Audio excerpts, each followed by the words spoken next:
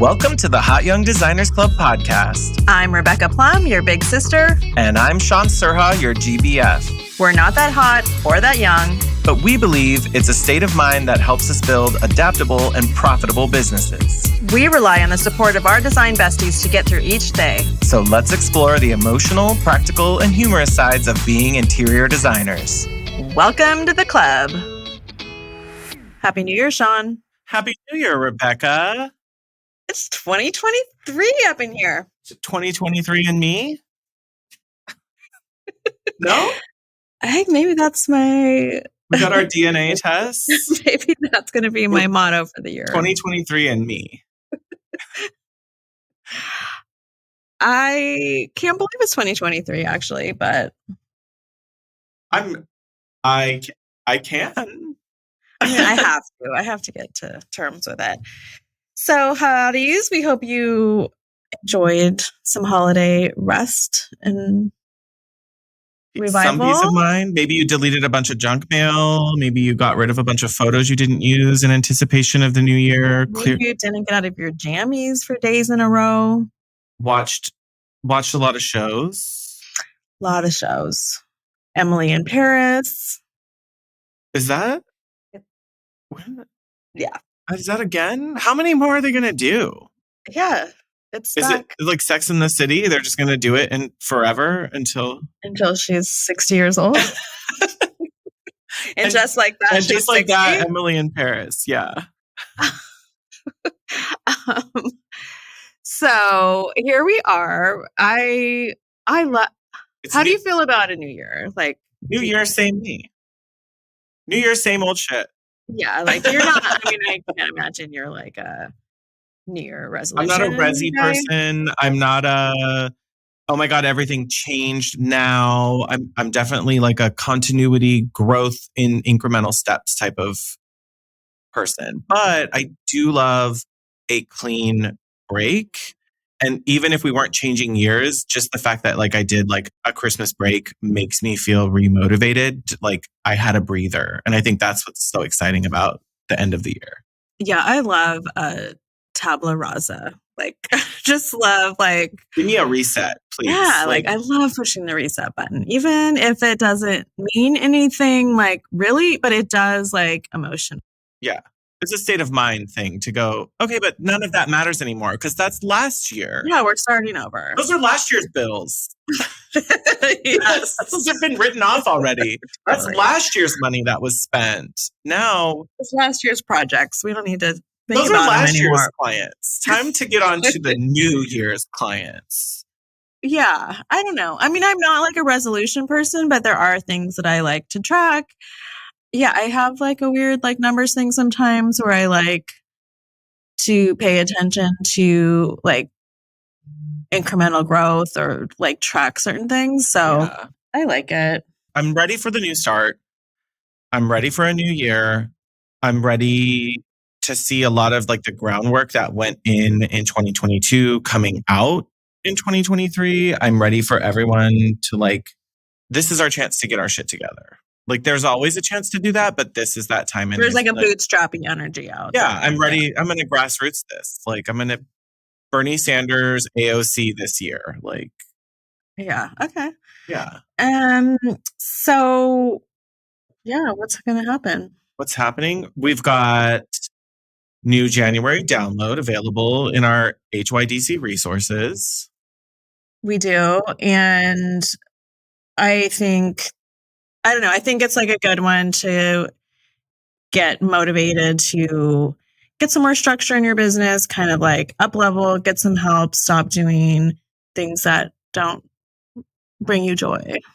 Yeah. And it's built around different approaches to having a team and based off of not every hottie has the same background that Rebecca and I have in hiring, interviewing, screening, gut instincts, but we have backgrounds in past roles in our careers where we have had a lot more of that. So the perspective we look at is different than what maybe other hotties who've never had to do any of that or never been on the other side of it. So the download is built in a way that everyone can approach it. And we can help tackle different questions depending on your own journey with hiring. Yeah, and just like get some of the practical stuff out of the way so you can just pay attention To the person, the person and the skills. Mhm. So don't worry if you're thinking, oh shit, this is written to an up level. It's not. It's definitely approachable, whether you're looking at a first hire or a first contractor, or you're several in and you're like, what the fuck am I missing? Like, can Yeah. I get some extra help, please? Without Yeah, hiring like an HR firm to help and you. making it easier. Yes. So on that, like, we can do hard things Yes. topic. Just a light little one for the new year. Well, I think something I'm sure, I mean, I would think maybe I'll venture to say 100% of us want to make more money this year. I will never turn down more money. Like, is there anyone out there listening? If you are, please tell us that you're like, no, I don't need to make any even more rich money. people love a money making opportunity. Like rich people are like, wait, more? Okay. Like We're like, no, I'm good. yeah. Yeah, the only limiting factor is Actually, time I and think I made energy. too much last year. Actually, no, it's so much to Because do. Yeah. you would just take the opportunity to make more and then you would give some of them away or do something of good with it if you really felt like you had too much. I mean, yeah, I don't know what that position would feel like, but I would happily try to Yes. experiment with it if Sure. someone wants to help me out. Like, So I think the first step in making more money is you just have to be comfortable talking about it and yes. asking for it. Yes. What is if you gave us the little cliff notes of this, what is your past journey, like a snippet of talking about money with clients? Like set the stage for the hotties. Discomfort for sure. Definitely money story issues, which we've talked about in the past. Yeah. Your own personal money story. My own personal money story. And I feel like there's like, I know this is a lot of American culture and my personal family raising is like, you don't talk to people about money. Like, Mm-hmm. It's like rude. Rudeness. Yeah. That's private information, which in most circles it still is. Yeah. But this is a totally different relationship we have with our clients. So I had to get over it. I'm not saying I'm 100% an expert or like have some swagger around it, but I have a lot more comfort from just getting over it and doing it because like the biggest realization to me is it's not learning how to talk about money. Like our whole business is money talk. Like, yeah, it's just, it is. You're not going to get away from it. And if you do or you hide from it, you're going to get screwed. Or you're fortunate enough to have someone else join or be on your team who does it for you. Well, that's the I would love that, but that's just that for me. My business. Rent, Set, and Tears is just not in that place right now. Like I'm still gonna have like my own personal money story. It wasn't like I've always had confidence talking about money. We didn't always grow up. I didn't grow up with it. We didn't always have everything we wanted.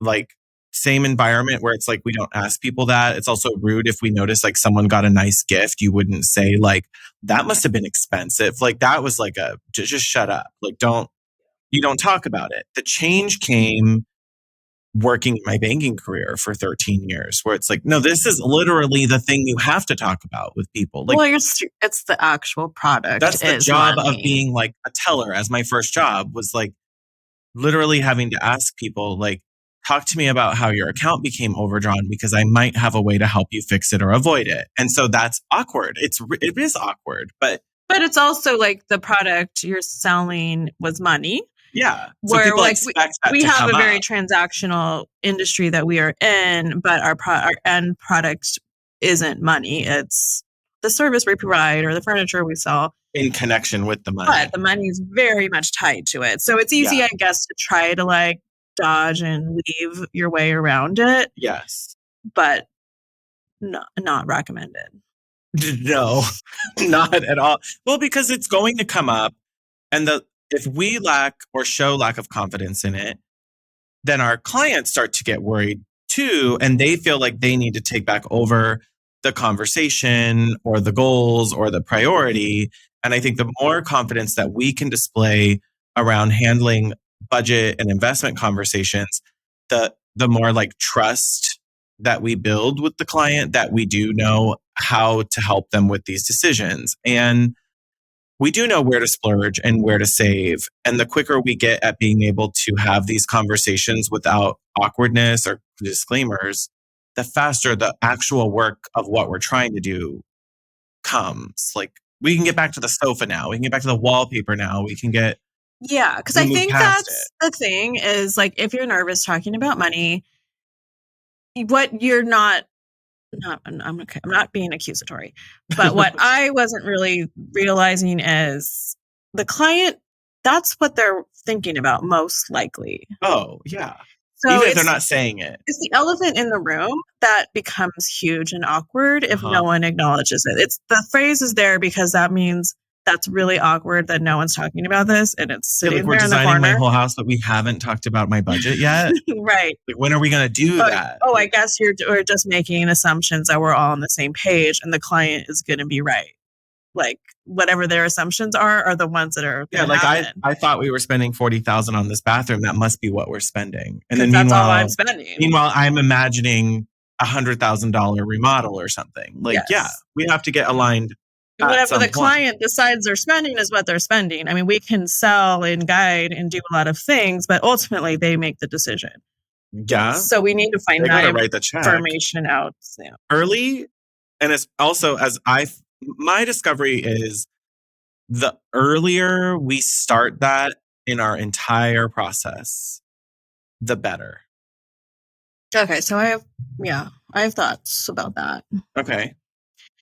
So this is something that I think is there's not a wrong answer on, like, I think we talked about this when we were talking about our discovery, like our client discovery process. Maybe we just talked about it internally. But like, do you put the budget ranges, do you request that in your initial cold call inquiry form? Mine does. And I think yours doesn't. Mine doesn't. But when is the first time they hear you ask or reference something about investment range or money? The first time I talked to him. So like consultation or discovery call, yeah. Okay. Now. So it still comes up, even if for me, it could literally be the first time they think they're going to reach out to me. That form to schedule the discovery call has it. Yeah. And that's the philosophical? No, you're right. Yeah. Philosophical debate. Do you screen out people or do you bring them all in and then vet or recategorize them?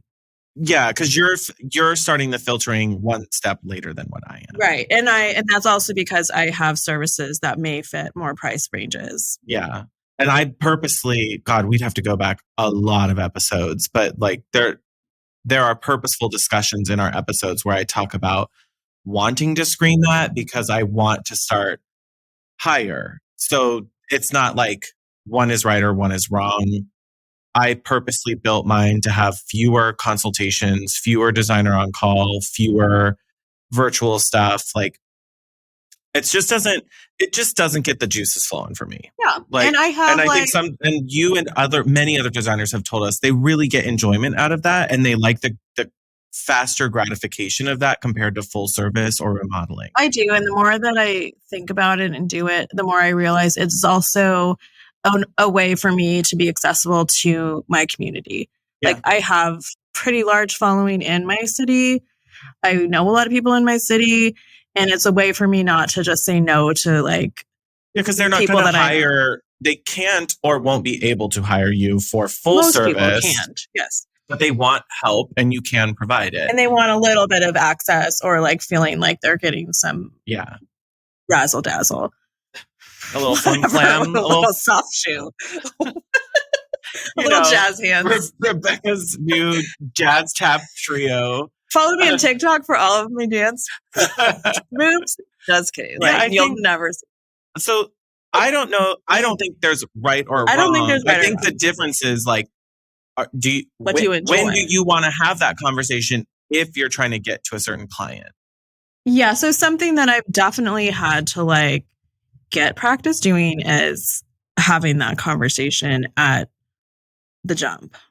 Yeah, we used to use, I don't know if you have a phrase or something you use, but in banking, this was something that like when I was even in like learning and development and all of this, like every level would have to learn some sort of like permission statement of like, okay, my role, like if it was a banker, like it was like my role as a banker is to help you solve problems, identify financial needs. And to do that, I'm going to have to ask you some questions and talk about your money. And then literally it would be, is that okay? Or can we get started? Because you're about to It's log like in. consensual. Yeah. It's like, I have to do this. I can't help you fix an overdraft, a missing check, whatever. Like I have to have permission to go in and talk to you about these things and ask questions, look at your accounts. And I think it works maybe less formalized, but in the same way of great design is beautiful and all about aesthetics. And I want to create a really gorgeous home for you. I also need to talk to you about money because it's a thing and it exists. So can we talk about that a little bit? I honestly think that is the more that I've done it and the longer I've done it, I feel like it is a big relief for them. Like where you're doing your client or the potential client a service by getting that conversation out of the way because They feel better too. they know this is going to cost a shit ton of money. Like no matter what they think that is. They probably didn't reach out sooner because of that question. Yeah, I mean, they may think $5,000 is a shit ton of money or 500,000, but it's still like they're worried about what that number is going to be because everyone knows designers are expensive. I'm always imagining spouses when they're like on the discovery call together. And then I say, a project that's like what you described is 150,000. I am still seeing them staring across at each other on speakerphone with their eyes bugging out and like mouthing words to each other. Like I know that families are going, oh, like what? But I've also had those conversations and had people, and I'm like inwardly thinking like, oh shit, I'm going to give them a big number, and they're just like, well, sounds okay, about that's what I was thinking. Yeah, like well, actually, that sounds about our right. Neighbor said they did da da da da, and we really like that. Or like you get. So you just have to take the emotion and the preconception out of it and just make it super transactional. Pretend whatever you need to pretend your widget is that you're selling or you're talking about. Make it something like it doesn't have to be. We're just talking about kittens, like whatever. Like put some. I don't know. Like get some like swagger behind it. I feel like does kind of help. Like.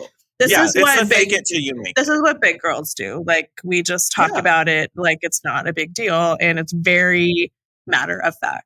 This is all it is. Because it is ultimately to them. Like it's if you go into Target, like that thing costs $29.99. This Tylenol bottle is $5.25. Pay up, and then they're like, "Oh, okay." Like either they do or they go, "Oh, I'm putting that back," and that's why the register is cluttered up with the shit. So I feel like that's the part that it's not that I treat it flippantly. I don't want anyone to think like, oh, after 13 years working in banking, it's so easy. But like, blasé. You started with like the college students who were like me in college who were like, I just got my $100 paycheck from Payless Shoes. I need this money right now. I owe money to people. And then $5 is a lot of money to pay for something when you only make 100. And then all the way up to the end of my career where I was in wealth management group where we're talking about tens to hundreds of millions for people. Like then you just say like, how much is that in there? Oh, 10. And you just use the word 10 when you really mean 10 mil. Oh, yeah. And like wires would frequently be followed by like 5, 6, 7, 8 zeros, because people were wire transferring money to buy 8-story buildings. Like that's the type of stuff that was going on. So like money is it's just a thing. It's just a number. It has no evil and no ill intent and no maliciousness to it. That's all our baggage we bring with money. Very much. So I think like my persona around it now is I try to take the charge out of it and not have an opinion on whether the number I'm giving feels expensive, high, low. Like it's just a number, Yeah. but with a modicum of respect. Like, I'm also not being flippant and Like it's nothing. yeah, like if I'm like, to every family, I don't know what money means. Like at a consultation, I'm like, okay, well, I'm spending your fictitious money right now, but I would take this out and do this. And if I was really not worried about any of that, then I do use let's have a fantasy. I do use that in to sort of relieve the pressure where I say, well, if money wasn't an issue, this wall really bothers me. Yeah. And then sometimes they're with me, and then I'll say, if I had to pick a priority because you tell me money is, this window bothers me more than this wall. And I think that's the let's keep it real with clients where they understand that they then can use a similar language back with us of, I would love that. That needs to go in the nice to have stack though, because I'm worried that all this other stuff in my need to have pile is going to eat the investment. And is there a way to create line items or phases or separation? And there is sometimes like, yeah. And there's also, I think, so the other part that I think is sometimes a little bit of a game, especially I feel like with the husbands, is the like game of chicken with like, okay, so what is your budget for this kitchen and bathroom renovation? And they like, oh, we want to spend about 100,000. Okay. You described a project that's probably double that. I don't know if we're going to be able to get to those, but like it's possible, but it just depends on all the finishes and all the things. But it's what you fall in love with. It's tight. Yeah. So that's the next step then is to like get further into the numbers game. So like I have this coming up where I'm bringing in a contractor to just do like a high level walkthrough with them. Like, here's what we talked about. Talk high level numbers before I start designing something they can't afford. Yeah. So the game is, hey, you threw out that number, husband. Is that your like first gambit? Like, yeah, are we negotiating? Do you think you're negotiating with me? or is that the end of, I'm sure you're not giving me every available penny. No. What is the end of the stretch? I do at multiple stages ask people. I'm like, okay, so I just need to ask again. Is that the last number? Or what are we like? Yeah. And then they're like, well, and I'm like, you guys, I am literally designing your kitchen off of that number. And I've done the whole.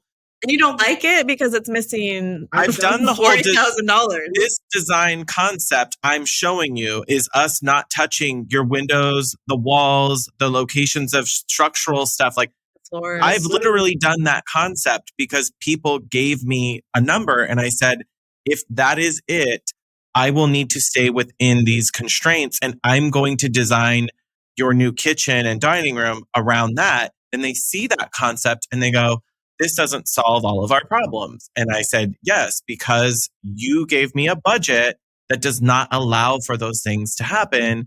And then they're disappointed and they're frustrated. They're not in love. There's no, like, it's not the like way they thought they would be spending $150,000. Because they're not ready to spend 10 grand on structural engineering, because they're not ready to spend the additional materials cost for 10 more linear feet of cabinetry that we need. Like that hurts a design if I don't have the real number. So I usually at multiple stages come back and ask people, how has the budget changed?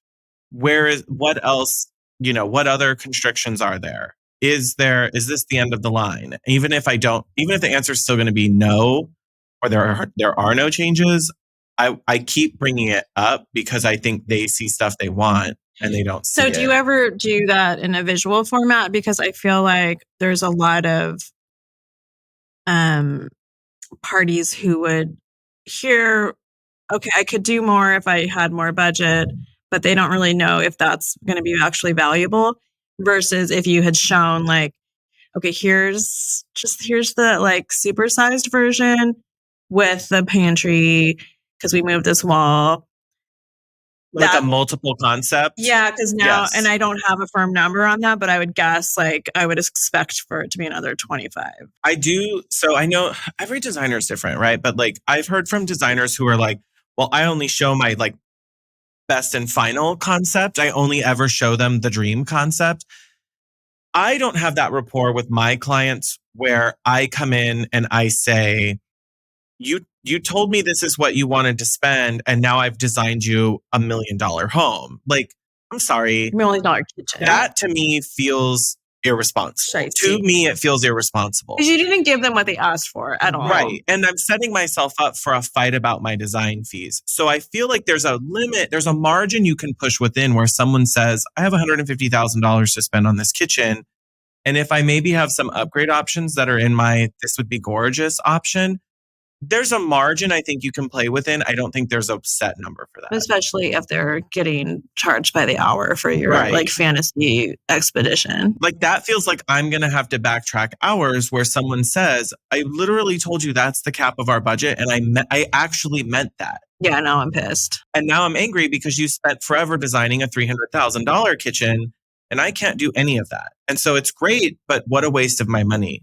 So for me, what I will usually do is I do conceptual stage where we have initial thoughts on materials and finishes and layouts and like how many pieces. And I will say, here's an option that I believe is in, this low to high range.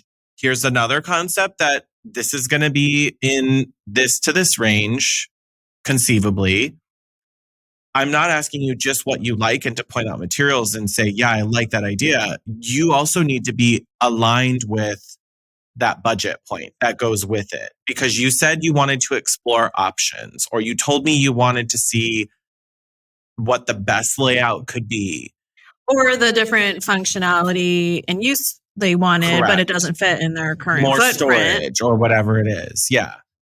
Yeah, like we had a client that they just wanted new fixtures put into their bathroom, but the wife really loves taking tub soaks. Like she doesn't shower; she only is in the tub. She doesn't shower? Like it's like her. She's like tub life for life. So we realized if we bumped into the next room and like bumped out the closet, got a tub, it would fit like this really amazing tub moment. And the husband would get a full shower in there, like two separate things. Sure. So it was like, okay, here's what you asked for. Here's the solution that will work in the current footprint. But like, what if we do this? And then, but it's like such a bigger solution that they win for that. So I think it helps. It's a value thing, right? You have to show them if the tub is worth that much to you, you're going to dig deep and find the money. Like if that's what you really and they did. And I think that's versus the husband not having a shower and having to go down the hall or a different part of the house. Like, yeah. So I do think sometimes it makes sense to like stretch people and show them because they never would have thought of it, which they hadn't. That's like my old insurance-y, salesy quote, which is price is only a factor in the absence of value. Wait, one more time. Price is only a factor in the absence of value. They only care how much it costs when it's not what they really want or doesn't give them what they need. But if they get what they want and it's all their dreams and you're solving pain points for them, the price suddenly seems worth it. It seems like, well, that's okay. Like, I really want a tub. A tub is life or death for me. So if you give me a tub. And I've never had a nice tub and I've dreamt my whole life. I've gone 50 years without a really nice tub. Lady, like you deserve this. When else are you going to get it? Not. So I don't know. So I do think like there's a place to play with pushing the design sometimes with the risk of pushing budget. Sure. If you're able to do that in a way that's not like taking extra hours and they're paying for you to like, I don't know, do a school project, you're not doing a case study here. Like this is someone's real house and money and they are paying you. Unless you're on flat rate and you've got those concepts included in the roll up, like good for you. But for most of us, we don't have time to create multiple designs over and over. Right. Or ridiculous. Like I always like this works probably for interior design students as well. But like in my graphic design days, we'd always have like design students bring in their portfolios. And it's like, okay, that's great that you designed a pack of cards with like 4 kinds of foil Oh, yeah. and letterpress and all this stuff, but that's not how it works in the real world. Like, we don't have those kinds of clients with budgets. Like, Yeah. you have Can to you show us design. the real thing? You have to design with real materials. Yeah, Draw me some that can be pogs. built. Yeah. Get me a matchbook Draw right me now. black and white. Yeah. So, what are your tips for people that just don't feel comfortable talking about budgets? I think having some type of rip off the Band-Aid somewhere where you're not the one having to do it yourself helps. So whether it's your first inquiry form where you rip off the Band-Aid, or it's after they schedule the call, you send out a guide or something with stuff in it. Like when my discovery calls get scheduled, my investment guide goes with it. And that has project budgets and rates and fees. Yeah, that's a good point, because that is a way that I got over some of this stuff is through automation and getting things out of people through questionnaires, or you just put it in your onboarding or whatever. But I think getting some of that information through questionnaires also made me realize, like, okay, these numbers are normalized. Yeah. Like, you're like personally get acclimated to these numbers. Yeah. Not everything's like shock and awe. And it gives clients an opportunity to marinate on them without you, because you're not the Sherpa of money conversations. That's not We're not setting the price of renovations. And you're not their financial advisor, and you're not any of that. And that's not your job. Like, your job is to show them, like, I can give you the type of project and the beauty you're describing and the function you're describing, and it sounds like it's going to be in this range. And you could just blame it on contractors and supply chains and materials. I think part of what's really helped me is asking contractors who I work with, and even asking other designers. And you asked me this earlier today. Did you work out the cost per square foot or cost per linear foot on something to see what range it was in?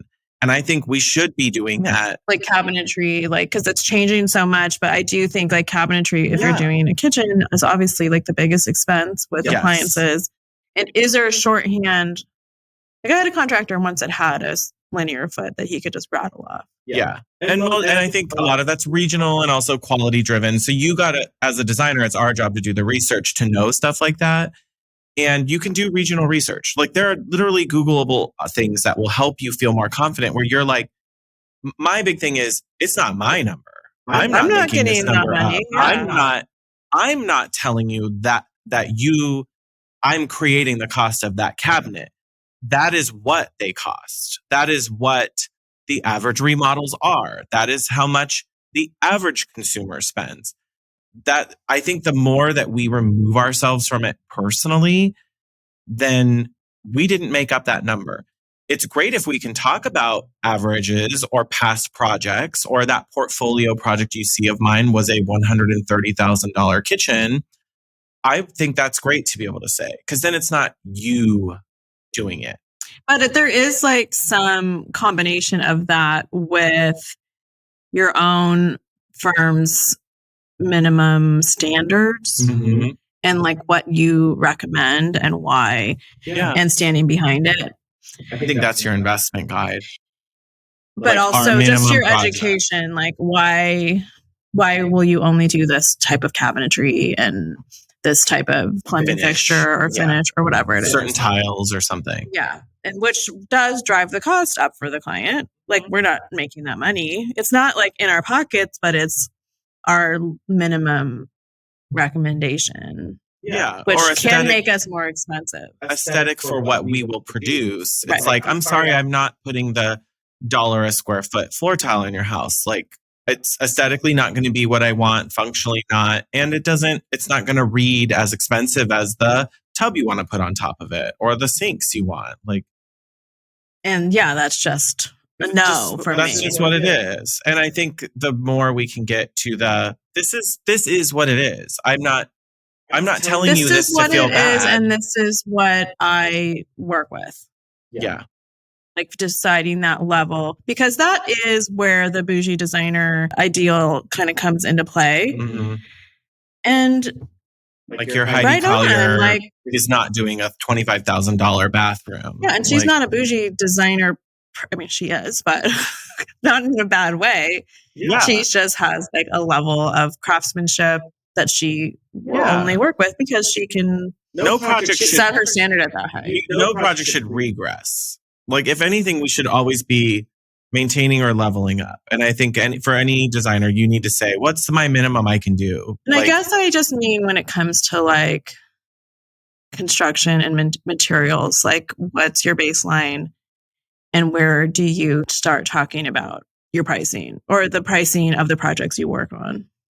Because there's your design fee, which is one thing. Yeah. And then there's the like kind of world you live in. Yeah. I can't see any remodel.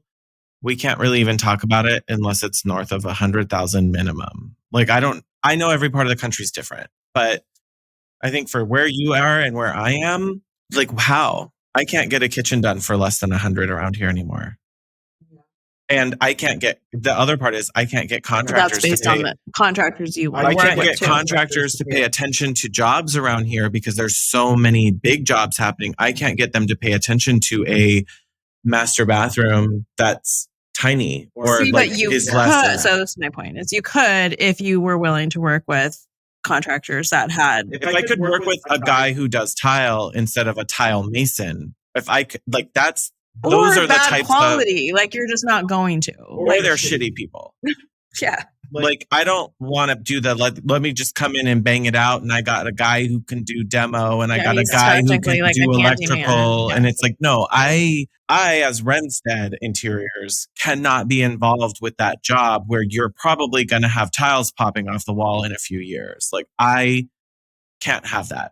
I can't have that reputation. I don't want the risk, and that, unfortunately, that means Your name attached to it. the minimum level moves up, and I don't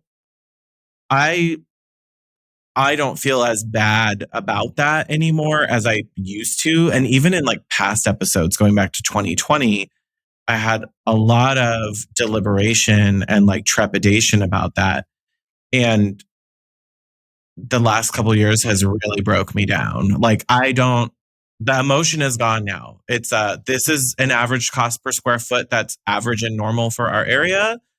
If you're not on board with that, you guys said your kitchen is, 500 square feet. That's beautiful. 500 square feet of remodeling at, $300 a square foot. Boom. Like, I don't know what to tell you. Like, that's a number. And you could pick below, you could pick higher. And people, they do freak out a little bit. They're like, oh, that seems really high. But that's like aligning values. Like if the value's not there for them, then that's not a match. So it's pretty straightforward if you have the conversations pretty right away. And then also, you can see where their values discovery are. call is a good time to do it because I'm not face to face. Like, it's so much easier to have that where you're not playing that game of chicken, like you said, where you're in person staring and, and I have had clients in person who do the same thing where they're like, I can't believe that's what that would cost. But I also don't do remodels and I'm not working in this all day. So the more we are leveraged as the expert, where we say, I'm working on all these jobs. This is what we do all day. It's cute you asked your neighbor about something. I'm telling you that doesn't align with what we're seeing. Like, or what I'm working on. Or what I want to work on. Yeah, you did a little Google search. That's cute. Like, oh my God, the neighbors. So bringing it up early and often. Yeah, and I think taking the charge out of it because I don't know. I don't ever want to ask somebody about budget and have it feel like I'm going to tweak my numbers based on it. Like I'm somehow, or how much do you have for this sofa? Or like they're lowballing me because they want me to come in at a lower number. Like that's just not how it works. Like I want to come across in my business and be consistent. And this is what my part of the project costs. And the rest of the construction part is out of my hands. Like, do you ever do with clients like a roll into a number, like show them like kind of like a quick math? Have you ever done that where you just say like, okay, you just told me you have $150,000 to spend. you take out my $10,000 in design fees. So we have X now. And then we need a 10% contingency for construction. So we're going to just pop that off. So you actually have this. And then I sometimes like watch the face like of people when I'm like quick mathing it on a notebook so they can see the numbers. And then they go, oh. And then that's where it's helpful to go, let's just say, $1,000 per window for cheap windows. And people go, but I don't want cheap windows. Well, I'm just going to put that, like, then it's like funny to watch that go where you say, okay, you were just like, I'm not handing this to them ever, like a bid, but it's like, let's just say you want countertops. You maybe need 2 slabs in here. I don't know, $7,000. Okay. And you're just like throwing it. And it's funny to watch that realization of like, okay, so with this number, you could remodel a kitchen that's 100 square feet. And they're like, well, ours is 200. You're like, well, that's what I'm doing this for. I'm doing this to show you. Like, is this number flexible? And it's up to them. Yeah, like I'm trying to show you, you gave me an all-in number and I'm telling you now what that gets you. Like you either come back with more or we do less if I want to. Like, right. I think the more confident you get with some of those off the cuff numbers and you do have to just build it, like you just have to do enough jobs, talk to enough contractors, talk to enough other designers in your area.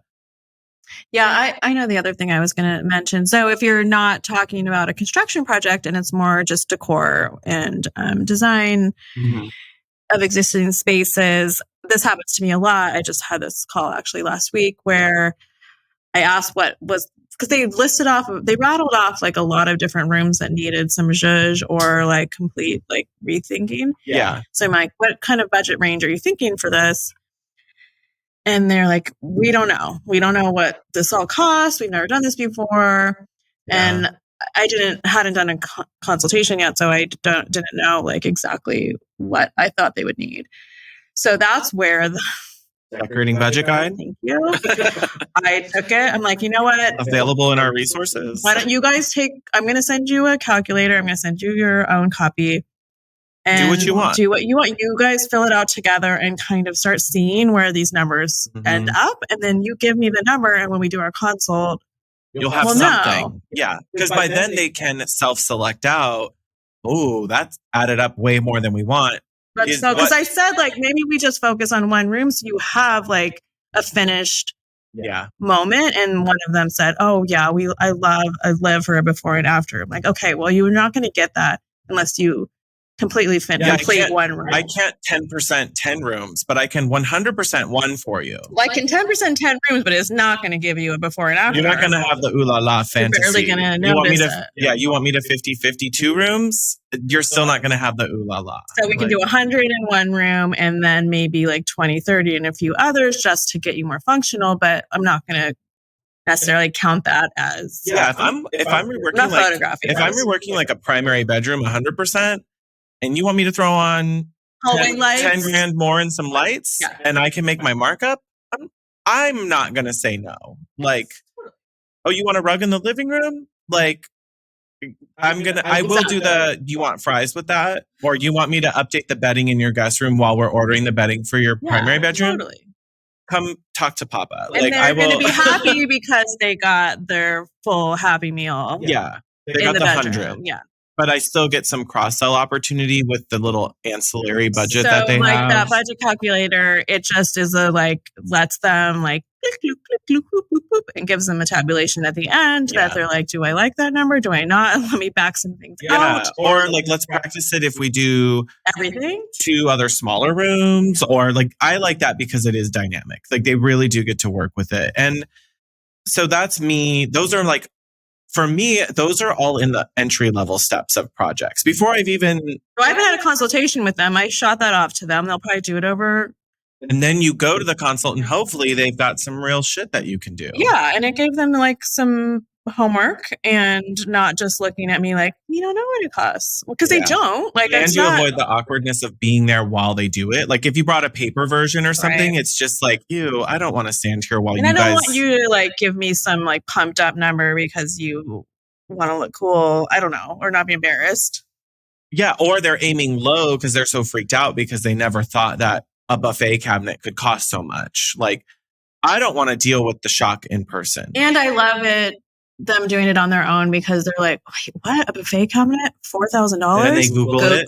Yeah. Thank you. Then they Google and they start looking at ones they like and ones they don't like, and they realize, oh, wait a minute. Like, so that's another great way to talk about money without talking about money and starting to just get practical about it. Let's get practical. Yeah, because it's practically the only way to practical. I want to get practical. And that is, unless your clients are, so I guess you need to be comfortable talking about money. So your clients are comfortable talking about money with you. Yes, bring that train to the station. And we're all just like part of our own investment. We're part of their investment team in their home. Like, yes, it really needs to feel like that. Yes. We're like caretakers and respecting of their hard-earned money, like one way or another. We're not the enemy. No. I mean, it shouldn't ever feel that way. So it has to be like neutralized in a safe space early on. Yeah. I do. And I'm like, all of this is to say, it doesn't happen overnight. It doesn't happen fast. It doesn't mean it's easy. I would get jittery as a teller having to talk with people about bounce checks or that kind of stuff. Like it was filled with anxiety because I was living my story about how it would be for me to hear it. And eventually, how could I help a client through that or a customer through that if I wasn't able to think clearly? So that's our job as designers. And and that also makes me think of finding respect, making sure you're finding respectful words and tones. Like I had a client's check bounce this year and she's good for the money. And it was like a money market transfer kind of a thing. Yeah, like so it didn't move fast enough and then the check got there first. I didn't email her and be like, hey, your check bounced. What's up with that? Yeah. It's like, your check got returned to me. Like, I know you've been traveling. It's fine. Just let me know what you want to do and I'll get the order placed when you figure it out. Yeah, there's no blame. But there's also there's no moving forward until this is settled because I'm not And that's not even punitive. That's just saying like, hey, if you just want to send me money another way or I think I did. I can do a transfer or come by and pick up another check whenever you're back in town. Yeah. Because I feel, so maybe that's also part of this perspective that I definitely have is shit happens. Literally shit happens. Like this stuff happens. You forgot to move a transfer on time or you were expecting a bunch of payments to come in. Forgot to tell me like, hey, this has to transfer. So like, wait till Tuesday. I meant to tell you hold for 2 days. I wrote it, but I have the e-transfer coming through. Yeah. Like if you've lived enough life, you know that this is normal stuff and it doesn't matter. And it can feel very personal until you've had a few happen where it's just like, we sometimes think it's earth shattering and it's not. And it's an everyday occurrence. And even for me, when clients like haven't paid invoices, like I don't freak out when it's been a week because people are busy and they have kids and they have families and they have shit going on. And so I never jump in with the like, it's been a week, where's my money? It's just been like, this is a friendly reminder. Like, let me know if you have any questions. I'm here to help. And I've had clients go, oh my God, that's so embarrassing. It was 2 weeks. I'm like, you don't need to feel embarrassed because I don't. And there's nothing going on. Like, it's fine. I don't want you to feel that way because shit happens. They had 2 kids and one got COVID. Yeah, don't be embarrassed, but also like, let's keep this moving. Just move on. Like, hey, it's no big deal. Just, you can make a payment online or you can send me the check, whatever you want to do. Yeah, because like we're the luxury service of let me make it easy for you to give me your money. And the less awkwardness we put around things, the less they feel because they also know, okay, it's not the end of the world. There isn't anything to be embarrassed about. This is a normal conversation. And after you've ripped the Band-Aid off from those, you get so much more frank conversation. And I've had clients say that to me. They're like, I love this. It's expensive. Do you really think we're going to find another one we're going to love as much for a price that's less? And I go, no. And they're like, okay, I just needed to hear it. And they move on. They want to be talked into stuff. They want and they know I'm going to pay you what per hour? Like the more we have the conversation, the easier it gets. It doesn't mean that it's not some level of sticker shock for people. Yeah, because that like back to like always talking about it. It's like if somebody's wanting you to keep going back to the well, looking for a new selection, it's like, okay, yes, I can look again, but just remember, like my hourly fee is happening as well. We're still charging for that. So you're making this more expensive every time I go back. Yeah. So it's not just me coming back with a sneaky bill. I can bring you back a chandelier that's $500 cheaper, but it also took me an hour to find it. So you didn't really save $500. Times. Yeah, like you didn't save $500, you saved $300. Now you just could have bought an $800 one in the beginning, but if you say that and make it kind of a joke, like just let them. And I have done that during presentations. They're like, "Oh, this sconce seems really pricey," and I'm like, "It is, but it's really beautiful. It's like everything you guys told me that you wanted next to your bed. That's just what it costs. Like, I could go find a cheaper one. It's going to be uglier and cheaper." And then they're like, "No, I don't want. But I don't want that. Like, cost what you just added on the price of another hour. Like you can, and you say like, well, you can pay me to go find another one. It will be uglier and cheaper, and it will probably cost you another $175. Like, and then they're like, no, this one's actually fine. Like, let's just move along. Let's continue. And I think in the face of like really clear logic like that, clients know that we are comfortable with this. And we are also being good stewards of their money by saying that. Because I could easily resource something 5, 6, 7 times and get paid. And never make them aware of it and feel like you're being add it on just add it on the invoice. Keep putting it on there. Pad your bill. Like, so in summary, I think it's talk about it early. Talk about it often. I feel like this is like sex ed or something. Let's talk about money, baby. Let's talk about you and me. Yeah, talk about it early. Talk about it often. Like make it it's an NBD topic. Like it cannot be taboo. Yeah. And be a respectful steward from the beginning.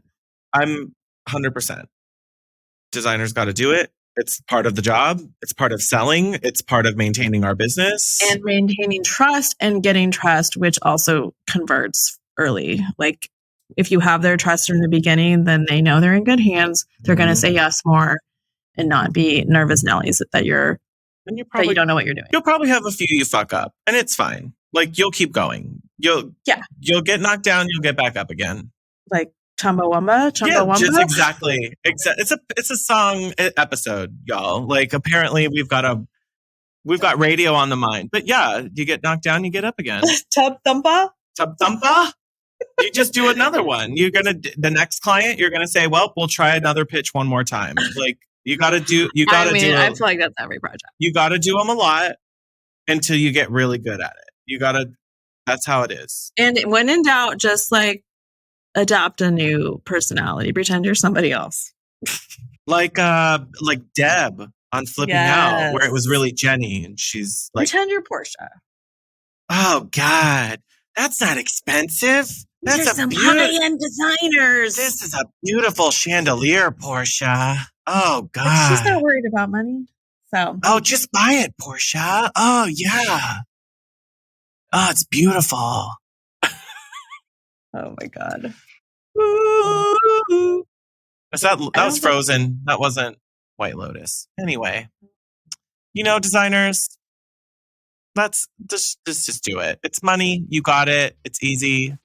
That's how you got to live. Start the new year right. Whatever your resolution is, just talk about money. And until next time, stay hot, designers. Thanks for listening to the Hot Young Designers Club podcast. For more on what we talked about today, check out the show notes. Your support helps us grow, so share with your design besties. And subscribe and leave a review on Apple Podcasts. Our conversations continue on Instagram. And be sure to download our monthly resources on our website and our Patreon.